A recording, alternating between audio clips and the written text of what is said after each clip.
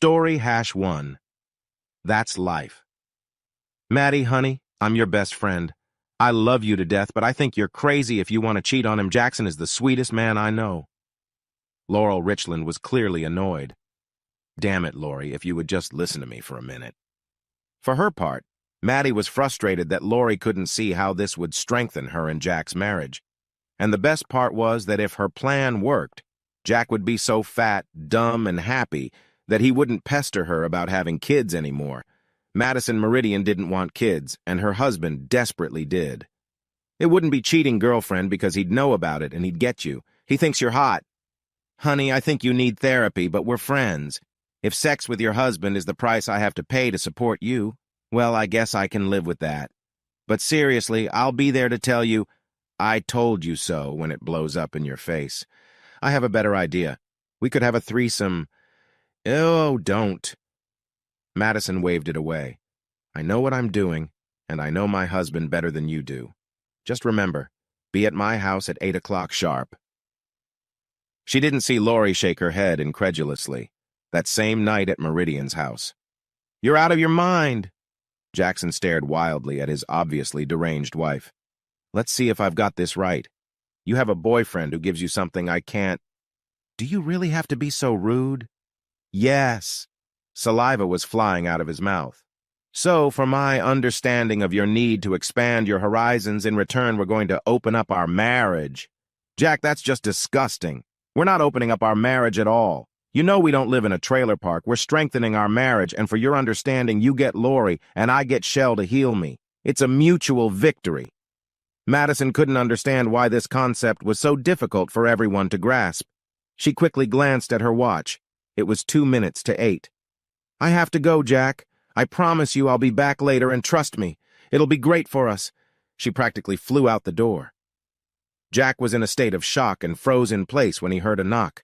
He slowly opened the door. There stood Lori. He started to say something, but Lori quickly raised her hand and walked past him. Damn, she really looks good. Don't say a word, Jack. Just listen to me. We can both agree that your wife should be institutionalized, but I have to tell you. She paused to take a deep breath and gather her wits. She slowly closed her eyes and let her dress fall to the floor, and there she stood, naked as the day she was born. Take off your pants, Jack, and lead me to the bedroom, and I'll explain my position, she offered hoarsely. 5 months later, Madison was waiting for her friend at the local Starbucks. Lori was late again. When she arrived, Maddie had to admit that Lori had never looked better, even though she'd put on a few pounds. I told you things would turn out for the best. I knew what I was talking about, so admit you were wrong. Just as Lori was about to respond, they were interrupted. Madison Meridian, you have been served. The older gentleman handed her a large envelope and left. She opened it. Divorce? He's divorcing me? Maddie began to breathe rapidly. She didn't immediately notice Lori standing next to her with a big smile on her face. Maddie, have I ever told you how much I want kids? You bitch! Oh no, that's not going to happen. I'm going to fight you both with every penny I have. Oh, grow up, Maddie. This is the 21st century. When it comes to divorce, no one gives a shit what you want. Lori floated out of the coffee shop. A sniffling Madison called Shell. Shell, he's divorcing me. Now we can be together. What? You're married. You have 3 kids. You're a fucking asshole. Story-2. Reality. 44-year-old Grady Gallup walked tiredly up the cracked concrete steps of his home. Another week of hell at the job he hated was finally over. It was a pleasant late spring Friday evening in Alamogordo, New Mexico. Alamogordo was a small town of about 10,000 people. Grady was a military contractor at nearby Holloman Air Force Base. Alamogordo's claim to fame is that it was the epicenter of the end of the world. Now only Grady and his wife Magdalena were there. All 3 children had grown up and left their small town as fast as they could. As soon as he stepped over the threshold of his home, an atomic bomb exploded in his head, shaking him to the core. Oh my God, yes! She was practically growling. Whatever it was, he had never heard Maggie scream like that before. Grady looked at his watch, an old military habit. Hell, it was 6:30. He hadn't even gotten home early and she was sleeping with someone upstairs. He froze in place. How the hell am I supposed to act? Somehow yelling, "Honey, I'm home," seemed out of place. It got quiet for a moment, and then, "Oh, baby, this was the 5th time for me, and it was the best. God, I love you." Maybe she's playing with a giant vibrator. That's it. That's the one I have to see. Grady was shocked at the sight of a child, probably younger than their oldest, in a sweaty, naked embrace after intercourse on their bed with his wife. Maggie looked at her watch.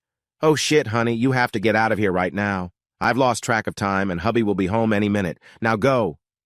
"It's too late, I'm already home." Grady was unfazed. Two things happened at once. Maggie fainted, and the baby cried. "What the fuck? You're man enough to have another man's wife in the family bed, and when you get caught, you cry? Today's younger generation is a waste of time." "Just leave, son, now. Wait, how old are you anyway?" 19, sir." Grady just shook his head and sighed. "Anyway, thank goodness for that at least." "Go on." He pointed to the door. The guy grabbed his clothes and was gone in a flash. Grady went downstairs, grabbed a beer, and sipped it slowly at the kitchen table, waiting for his wife to come to her senses. 10 minutes later, his wife, dressed only in a robe, sat down next to him. She gently held out her hand. "Grady, honey, I'm sorry you saw that." "But you don't regret fucking him?" "Why, Maggie?" "Look, honey, it doesn't mean anything, baby. All he's got is that he works for hours. It's just a purely physical thing, and we only do it once a week. He gets me where you can't. You understand, right? I love you to death, honey. Our family is the most important thing to me forever. Do you understand?" Grady stared at Maggie incomprehensibly. It was making her nervous. "Say something, baby." "Actually, Maggie, I do understand. I'm going to sleep in Anthony's old room. Good night." And Grady went upstairs without looking at Maggie. Maggie left early Saturday morning for her usual golf date with the ladies. But before she left, she had thoroughly cleaned up the master bedroom. She didn't want to rub it in Grady's face. When she got home, she put her clubs in the hall closet and was about to call out to Grady when she heard strange noises coming from upstairs. "Oh yeah, Grady, baby, take me harder. Oh my God, that feels so good." When Maggie peeked into their bedroom, her husband was there, pouncing doggy style on the barely aged petite blonde. She had large, firm breasts that swiveled wildly as Grady thrust violently into her from behind, sweat streaming down his contorted face. "What the fuck, Grady?" Without stopping, Grady looked up. "Oh, hey, sweetheart. Look, this doesn't mean anything. I mean, if you could shrink your vagina, I wouldn't need it at all. You understand me, right? Story hash 3 OP. Eugene Medford was not a happy man. In fact, he was furious and could barely contain his anger.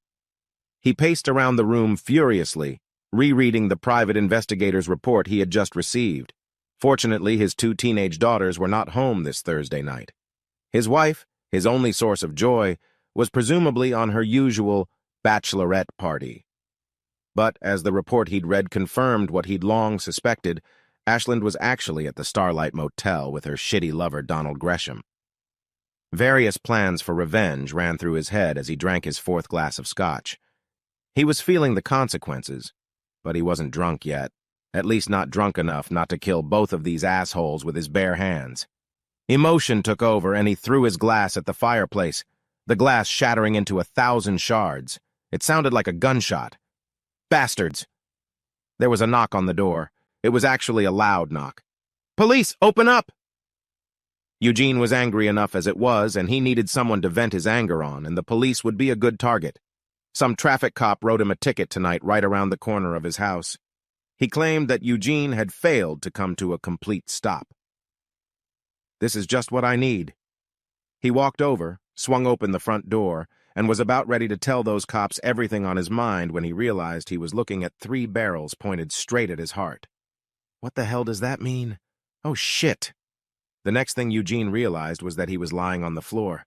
"Let me up, you bastards. I didn't do anything." When the dust settled, he was sitting on the couch rubbing his sore wrists, but the officers apologized for their actions because they thought they heard a gunshot. There were 2 men in uniform, and Detective Sergeant Mitchell Springfield in his old, crumpled polyester suit that he had apparently bought at 3-day suits. "Mr. Medford, do you know Donald Gresham?" "Yeah, he's a piece of shit who has my wife." Detective Springfield was surprised that Medford admitted to knowing Gresham. Well, Mr. Gresham was killed about an hour ago, leaving a motel room with your wife. Too bad. I thought only the good ones died young. Did whoever did this kill my wife, too? Please tell me the answer is yes. Eugene smiled at the detective. It's no laughing matter, Mr. Medford. You're the prime suspect in his murder. Where were you an hour ago? One of your asshole traffic cops was writing me a ticket on the street. Now get out of my house. Look, Mr. Medford, we're just doing our job. Surely you realize that when a wife's lover is murdered, the husband is certainly a suspect? Well, but isn't that true for all the husbands whose wives the bastard slept with? Well, yes. I'm sure you're right, replied a flabbergasted Detective Springfield. Well, Detective Mitchell Springfield, your wife Victoria, residing at 123 Ashland Avenue, you must be a suspect because Gresham had your wife, too. Eugene tossed a photograph that clearly showed Springfield's wife sleeping with Gresham in a bed that the detective thought was his exclusive. Springfield stared at the photograph, turned green, and vomited right onto the carpet in Eugene's living room. He slumped to the floor in a daze. The two uniformed police officers didn't know what to do and just stood there with their mouths open in shock. By the way, where is my loving wife? Springfield didn't react. One of the policemen spoke up. She's in our patrol car, waiting to get some of her things safely away. She's going to be staying at her parents' house for a while. Maybe it would be better if we just take her there now. Eugene nodded. That's definitely a good idea. Why don't you help the detective to his feet and take him outside? Don't bother. I'll clean up the mess. And he let them go with a wave of his hand. They helped the half-comatose Springfield to his feet and out the door. Medford closed it behind them. Phew, I guess getting that fine was lucky for me after all. He started looking for some rags, whistling to himself.